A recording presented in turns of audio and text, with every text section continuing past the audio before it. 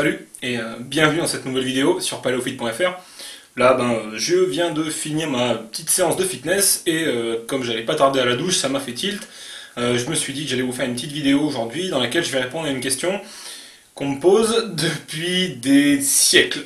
Cette question, enfin c'est pas une question en particulier, c'est un groupe de questions qui se ramènent toujours à la même chose. Comment on fait quand on veut vaincre les fringales sucrées qu'on appelle aussi les cravings?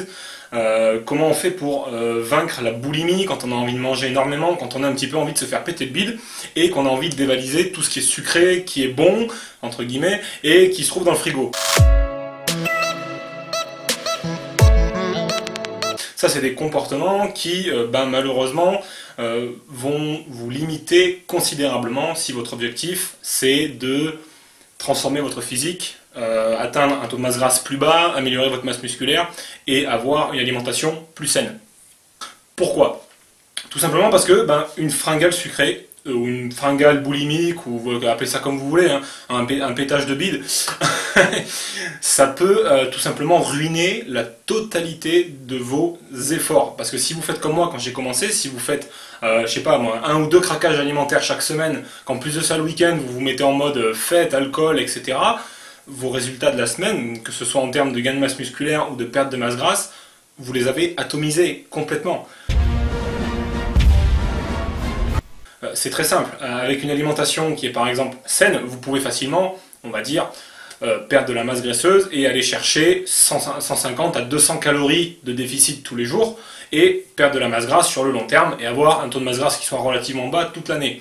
Donc si vous perdez 200 calories par jour, admettons, donc c'est un petit calcul tout simple, et que 2 fois par semaine vous avalez 1000 calories, et c'est très vite fait quand on se fait un Big Mac, quand on se fait un McDo, quand on se fait une pizza, et vous allez ruiner vos efforts, parce qu'en plus c'est des aliments riches en sucre.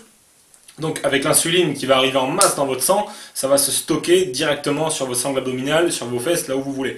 Donc les craquages alimentaires, c'est un problème, et ça va même au-delà des problèmes. C'est une maladie de civilisation, c'est une maladie qu'on connaît, que beaucoup de gens connaissent, que moi j'ai connu, et qu'il m'a fallu du temps pour m'en débarrasser.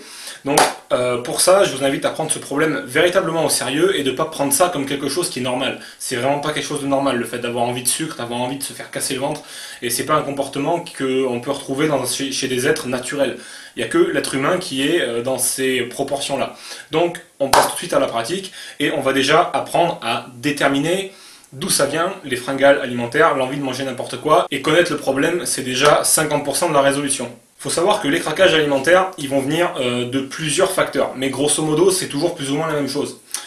Angoisse, irritabilité, anxiété, manque de sommeil, manque de confiance en soi, et aussi solitude et bien sûr addiction au sucre. Parce que si on est addict au sucre, forcément ça facilite les envies sucrées. Oui, le sucre, c'est un petit peu comme la drogue, ça fonctionne comme ça.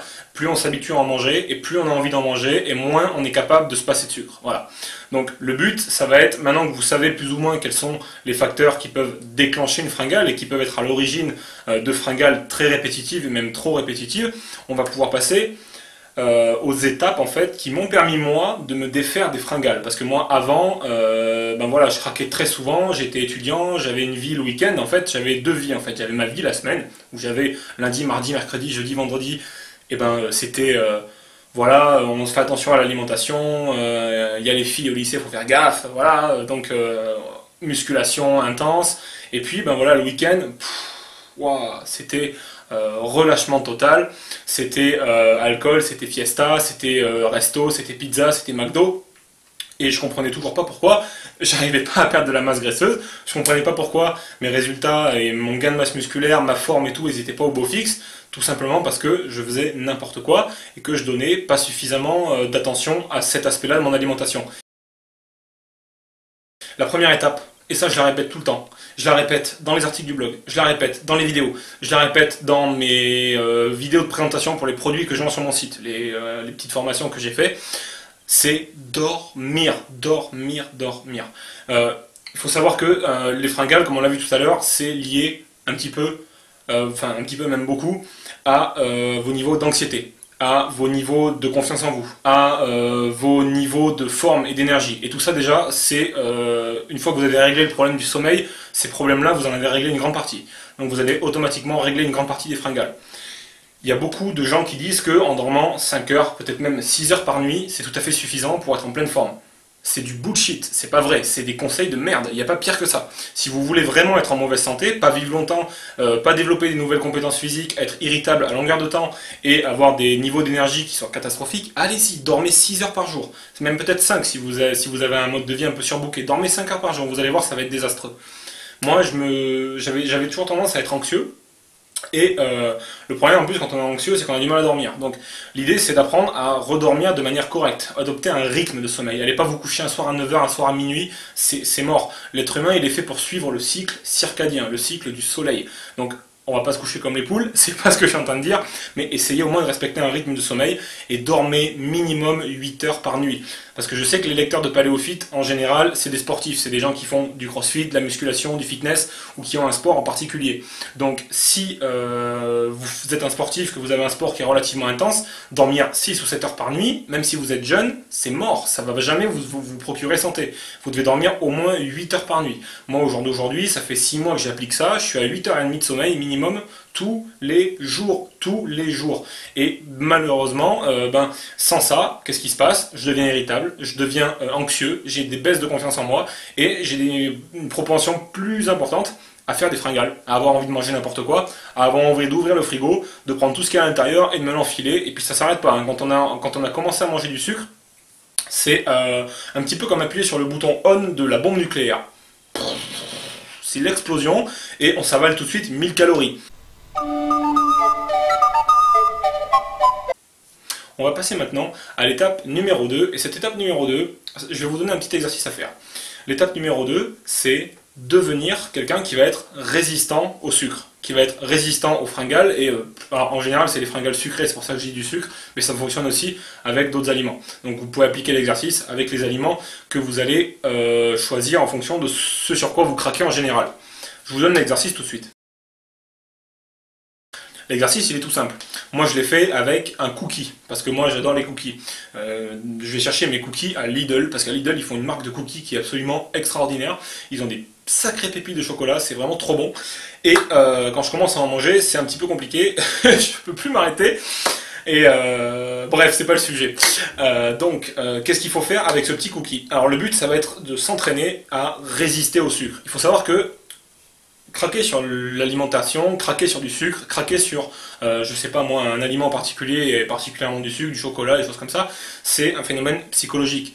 C'est que déjà, à la base, vous avez peut-être des difficultés à renoncer à l'alimentation. Vous vous dites que, comme les autres le font, eh ben, on va le faire aussi. Sauf que vous n'avez pas les mêmes objectifs que les autres, donc ça va pas donner les mêmes résultats. Donc moi, ce que je vous conseille de faire, c'est de muscler votre cerveau, de muscler votre volonté et de muscler votre capacité à savoir dire non. Moi, à une époque, j'étais incapable de dire non à un croissant, à un pain au chocolat, à un carré de chocolat, de dire non à un McDo, de dire non à une glace au chocolat ou quelque chose comme ça. Pourquoi? Parce que, j'étais pas capable de dire non et mon cerveau, il avait toujours envie de dire oui et de prendre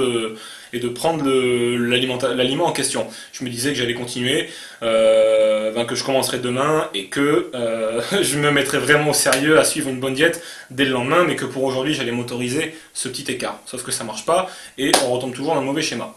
Donc le but c'est de prendre ce petit cookie et ce que vous allez faire, c'est que vous allez le couper en deux. Ou alors vous le mettez en face de vous. Mais le plus efficace c'est de le couper en deux. Et à une heure précise de la journée, peut-être, je sais pas, moi, le soir, quand vous rentrez chez vous, quand vous êtes devant la télé, sur votre canapé, vous en mangez la moitié. Et vous essayez de pas manger l'autre moitié.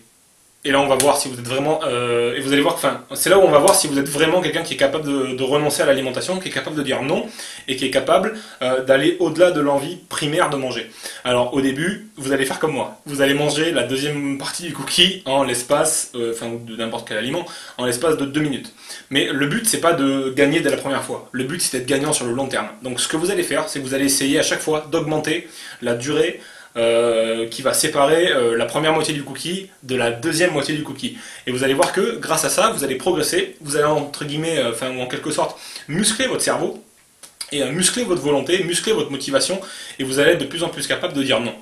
Et ça, c'est extrêmement efficace, mais il y a une condition pour que ce soit efficace. c'est qu'il faut pratiquer. Il ne faut pas le faire une fois en passant. Il faut le faire tous les jours, tous les jours, tous les jours, tous les jours, tous les jours. Et une fois qu'on fait de la répétition comme ça, qu'on le fait tous les jours, tous les jours, tous les jours, c'est là où on s'entraîne vraiment. C'est comme à la salle. Quand on entraîne un muscle, c'est pas une fois en passant tous les mois. C'est régulièrement, avec un programme construit. Et là, ça fonctionne. Prenez un petit cookie, un carré de chocolat, l'aliment sur lequel vous avez le plus tendance à craquer, et mangez-en la moitié, et regardez ce que ça donne, regardez combien de temps vous arrivez à tenir. Alors, maintenant, pour vous aider un petit peu à rétablir votre rapport avec la nourriture et vous réapprendre un petit peu à craquer avec des choses saines qui vont pas vous mettre des bâtons dans les roues, qui vont pas atomiser tous les efforts que vous avez mis dans votre perte de poids, dans votre changement de physique, je vous ai préparé une recette qui va vous aider à faire des craquages sains. Alors cette recette, c'est une recette de pizza, mais qui n'est pas du tout une pizza comme les autres, puisqu'elle ne contient pas ou très peu de glucides, donc peu de sucre, et elle va pas vous envoyer des signaux de faim à répétition, elle va pas vous donner envie de manger n'importe quoi par la suite. C'est une pizza préhistorique. Elle contient uniquement des aliments de qualité, et vous allez voir que le secret de cette pizza, il est dans la préparation et dans les aliments. Alors, pour télécharger cette recette, c'est super simple. Il vous suffit de cliquer sur le petit lien qui apparaît, et vous allez pouvoir la recevoir dans votre boîte mail. Je vous remercie d'avoir été avec moi dans cette vidéo. J'espère que ça va vous aider à lutter contre ces foutus fringales qui ruinent vos résultats tous les jours. Je vous garantis que si vous appliquez les conseils que je vous ai donnés, ça va fonctionner et vous allez avoir des résultats dans les jours et les semaines et les mois à venir, et que pour vous, ce ne sera plus un frein, ce ne sera plus un blocage. N'hésitez pas à télécharger ma recette, ça va vous aider à faire des craquages sains. Il y a d'ailleurs d'autres recettes dans la section, vous allez voir que ça va vous aider là aussi à faire des craquages toujours plus sains. Et on se dit à très bientôt pour la prochaine vidéo sur paleofit.fr. D'ici là, abonnez-vous à ma chaîne et on se dit à très bientôt. Salut!